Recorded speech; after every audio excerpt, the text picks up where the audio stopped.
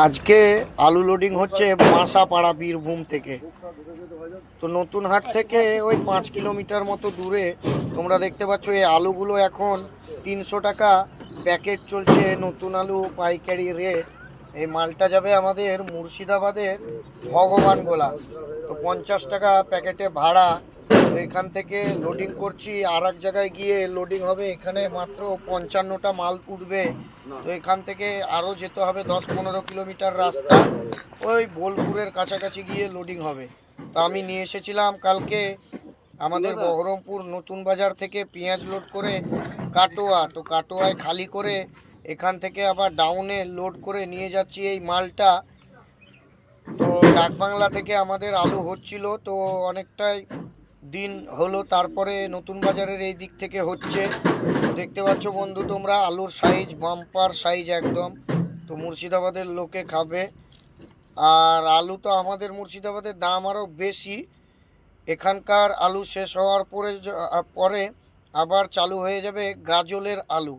তখন আমাদের মুর্শিদাবাদ থেকে র্যান্ডামলি ভেন্ডি যাবে পূর্ণিয়া, মতিহারি।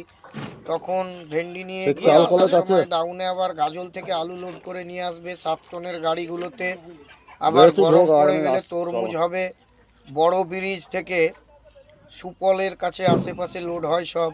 তো তরমুজটাও বহরমপুর, ভগবান গোলা, লালগোলা, ইসলামপুর, এইসব জায়গাতে খালি হয়। তো যারা 7 টনের গাড়ি চালাচ্ছ ভাই, তাদেরকে বলি যে জায়গাতেই যাচ্ছ মাল নিয়ে একটুখানি খোঁজ করে দেখবা, ডাউন অবশ্যই পাবা। হয়তো একটা দিন দাঁড়াতে হতে পারে, কিন্তু খালি গাড়ি আসার চাইতে আমার মনে হয় যে ডাউন দিয়ে এসে গ্যাস বেশি ঢুকে গেল, তুমি খালি গাড়ি এসে করার চাইতে টিপ মারবা আর ডাউনে নিয়ে আসবা, মূল্য লেভেল থাকবে। তাহলে আমার 5-6 দিন ছিল, প্রায় ডিসেম্বর থেকে ফেব্রুয়ারি পর্যন্ত। এখন টুকটাক মাল চালু হয়ে গেছে, আর কদিন পর ভরপুর সিজন টানা 6 মাস চলবে।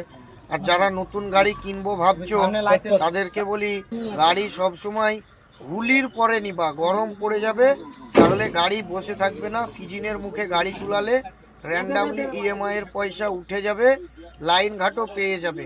সিজনে গাড়ির টান থাকে, সবাই গাড়ি খুঁজে বেড়ায়, তখন সব যত গাড়ির মালিক পার্টি সবারই সাথে পরিচয় হয়, ওই থেকে লিঙ্কটা তৈরি হয়ে যায়। Thank you. যদি আমার ভিডিওটা ভালো লেগে থাকে অবশ্যই লাইক কমেন্ট শেয়ার করবেন।